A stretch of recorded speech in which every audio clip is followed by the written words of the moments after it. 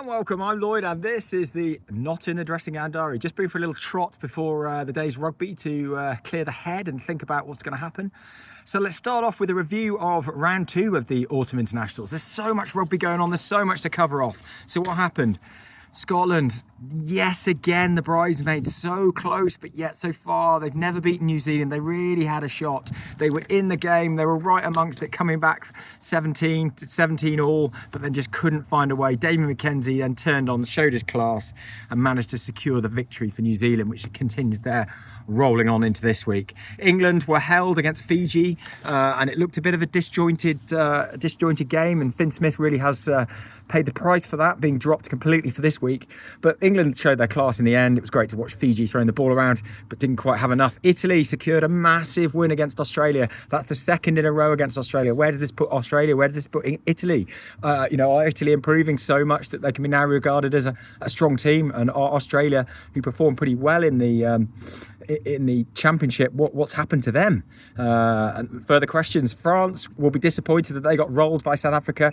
They were playing pretty well and were leading.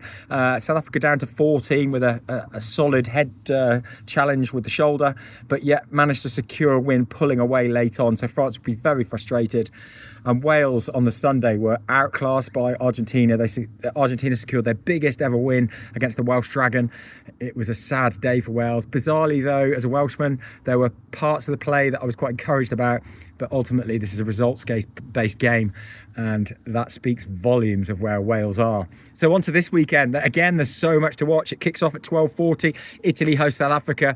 I don't think there's much hope for the Italians here, but if they can keep it tight, you never know. South Africa have made some changes. The big game of the weekend has to be England hosting New Zealand at 3:10. This is big for both teams, really. England to see where they are, can they progress? And New Zealand need to make a statement win. They need to show where they're at. They're behind South Africa in the rankings, and that's justified. Can they find a way of pulling forward and making progress? This would be a no Kiwi ever likes to lose at Twickers, and all the TFL brethren will be cheering on, apart from the ACO, who is sleeping given the time difference, but he does need his beauty sleep, so fair enough for that. Ford at 10 is quite a big call. Not for me. It's a regression, but I suppose is he trying to tighten it out, because Ford's defensive work isn't great. He's only small. As I said, Finn Smith has been dropped completely from the squad. Freddie Stewart at 15, probably be expecting some action, high ball. It looks like a dank day, so I'm sure the ball will get some airtime.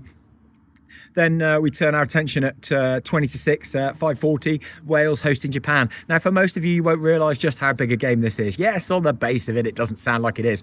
But let me tell you, it is enormous for both countries, because this is all to do with the world rankings and the World Cup draw. So Wales are currently 12th, Japan are 13th. If you finish 13th when the World Cup draw is made at the beginning of December, you will fall into pot 3, meaning you will play 2 of the top 12. That's a disaster when only 2 go through, knowing that you've got to win. So the security blanket that securing the top 12 is enormous for both teams. Wales, really, it's on the line. They can't expect to do much in their next 2 home internationals, which are against New Zealand and South Africa, especially South Africa, as they lose a lot of the players because it's out of the window, so all of the England-based players won't be able to play. So it's just enormous. Lewis Rees-Zammit is back in. They've made changes in the back row because everyone's injured. The talisman Jack Morgan is out with dislocated shoulder. Faletau obviously was out last week, didn't make it in. So it's a shuffled back row. Who knows? It's an enormous game. Japan will obviously try and play rugby, which might suit Wales and open up some gaps. But just enormous. Let's see what happens. And then we've got 2 games at 8:10. France host Fiji in what I'm sure will be an exhibition match. France and Fiji throw the ball around. Why not? Have a go. See what you can do. And then we finish off with Ireland, Australia. Again, a big game for both teams.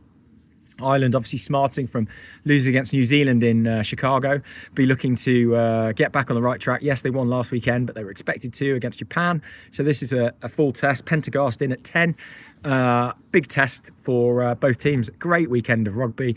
It's obviously an international break in terms of football, so there's no Mighty Sky Blues today. So come on, Wales. And a shout out to my cousin Altine, who's celebrating her 60th birthday party this evening. So no doubt a few drinks will be shared. Bread will be broken and wine will be consumed.